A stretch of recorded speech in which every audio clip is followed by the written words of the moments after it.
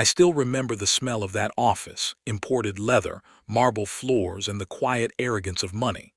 Omar al-Rashid stood tall in his penthouse suite, the kind of man who thought the world bent at his command. He wasn't just a businessman. He was an empire disguised in silk, a predator in a tailored suit. I had been watching him for months, long before the headlines ever screamed his name. But back then, none of us could have imagined that the entire $500 million deal, one that could have rebuilt an entire community, would come crashing down because of a 12-year-old girl no one even saw. Before we move forward, comment down from where you're watching right now. Because what you're about to hear isn't just another corporate scandal. It's how a single voice dismantled an empire that believed it could hide behind a language barrier. Omar called her trash that day. Not metaphorically. He actually told his assistant to remove this black trash from his office. The girl's name was Amara Williams, daughter of a cleaning woman, born with a gift no one cared to notice. She was just 12, small enough to be invisible to men like him. He didn't know that the same mouth he used to insult her in Arabic was the same one she'd one day used to destroy him. When I got the call 3 days later, the ink on the fraudulent contracts was minutes from drying. Harrison and Associates, a major U.S. development firm, had been set to sign a partnership with Omar's company for a government-backed housing project. The number was huge, $500 million. What looked like a clean investment was in fact a trap, one hidden inside Arabic legal terms that even expert translators would have missed. But someone did notice. A kid. She was there when Omar bragged about taking everything from these stupid Americans. He laughed, switching between Arabic and English, confident no one understood. What he didn't realize was that the little girl picking up his trash had spent years teaching herself his language, word by word, syllable by syllable, using a cracked phone and refugee community calls. Omar al-Rashid wasn't just another corrupt mogul. He was a global manipulator.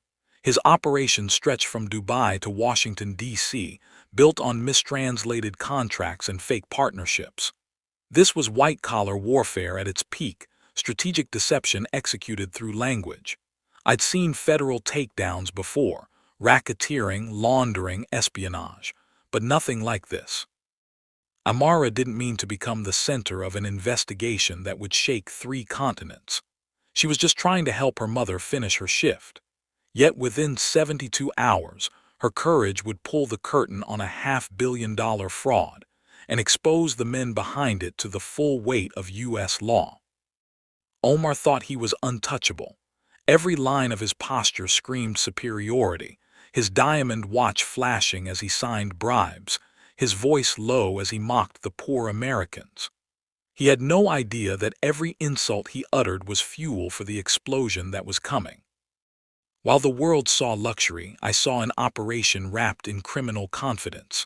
And in the middle of it, a girl too young to drive, too small to threaten, listening to every word. By the time I arrived in New York, the war had already begun. You could feel the tension in the city, the kind that hums beneath fluorescent lights. Harrison's law firm was under pressure to finalize the deal before the fiscal quarter ended. The investors were restless.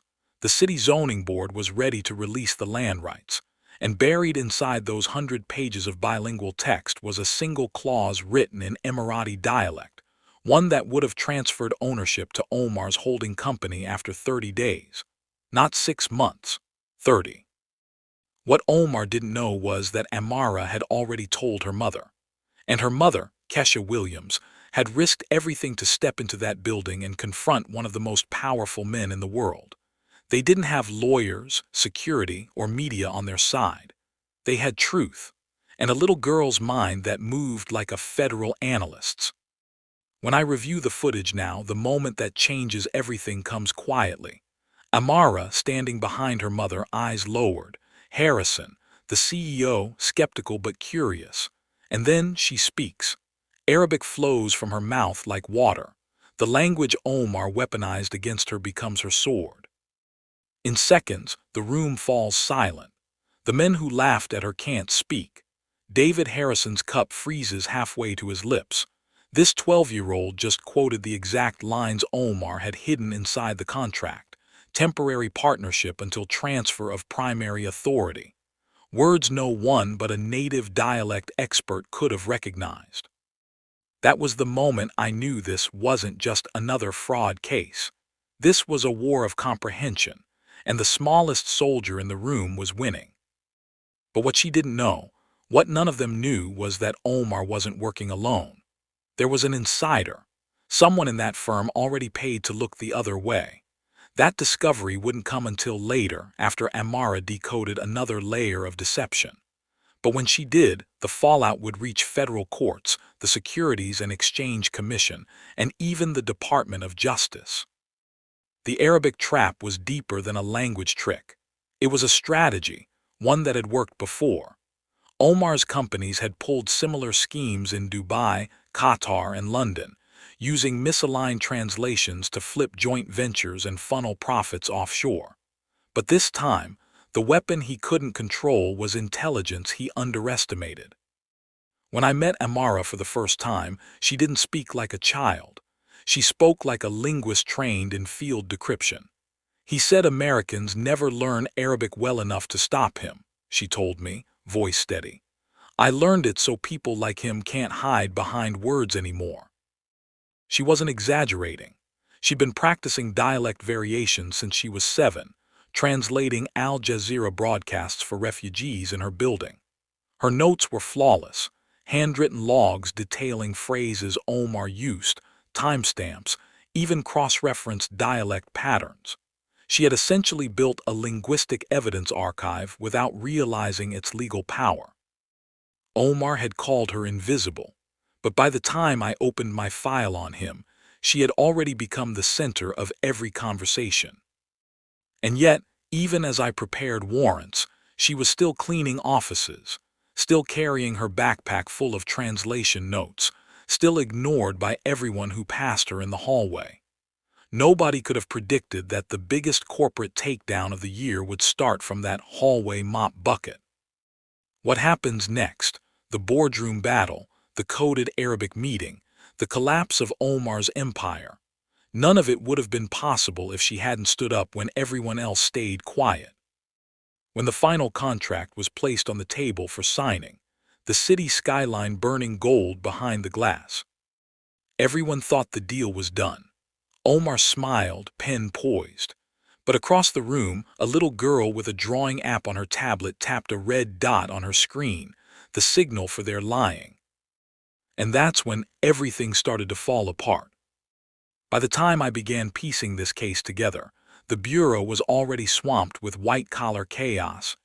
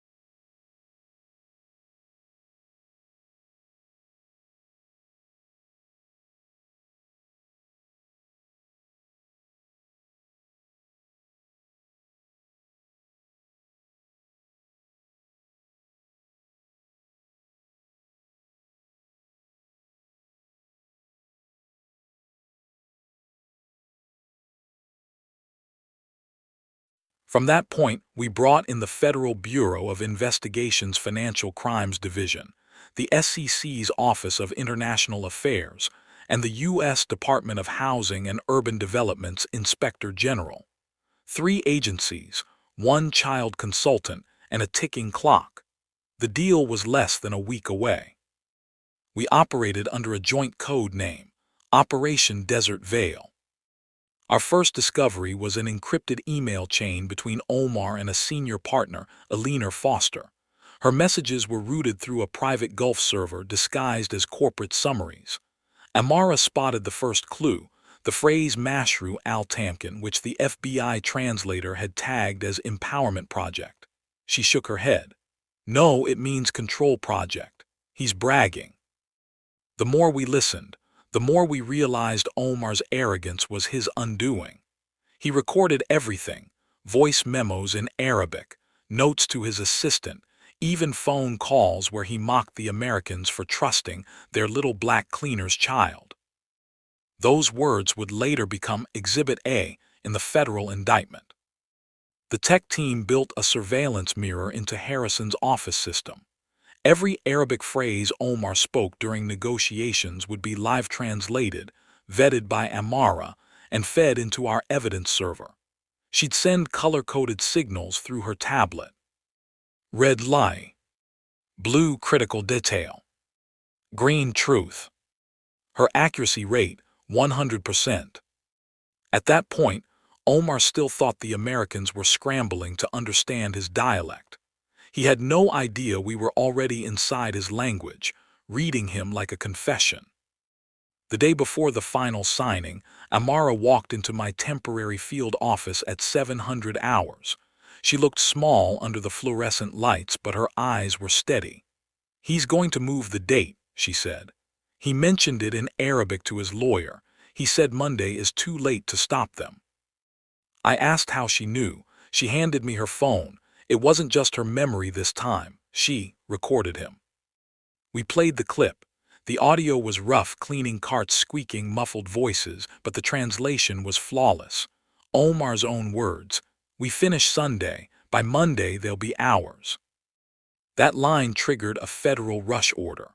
Within 3 hours, the FBI's Office of Legal Attachés in Dubai had confirmed the associated wire transfers. Over $40 million was scheduled to move through an Emirati bank into a Delaware shell company by Monday afternoon. If Amara hadn't caught that, the money would have been untouchable. That was the moment I realized this wasn't just linguistic analysis. It was counterintelligence.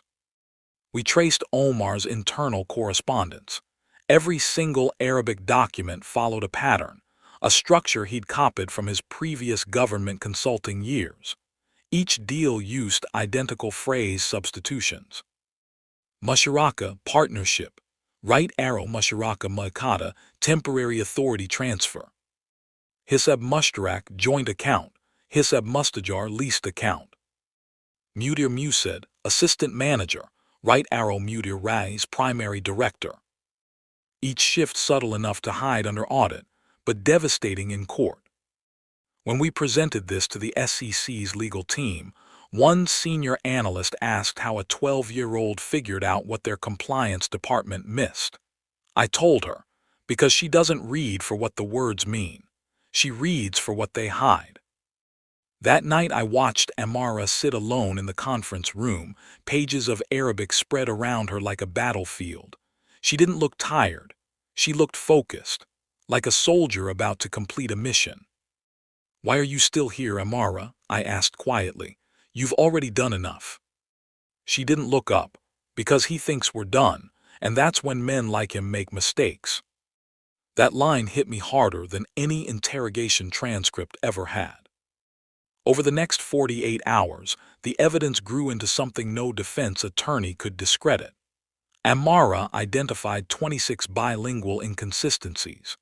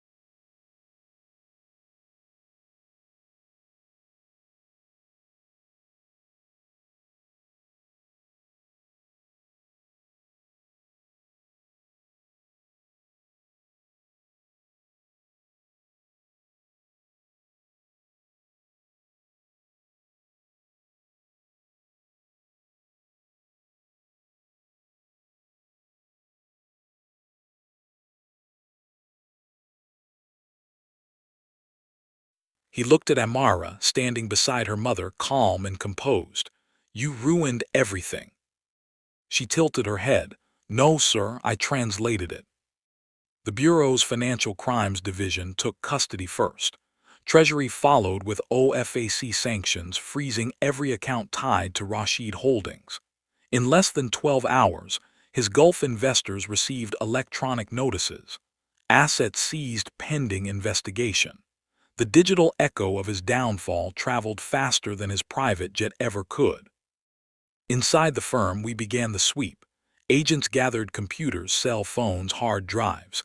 Eleanor Foster tried to slip a flash drive into her purse. Amara saw it before anyone else and said quietly, "That one." It contained the proof of her payments, 5 wire transfers totaling $8 million to a Lisbon account.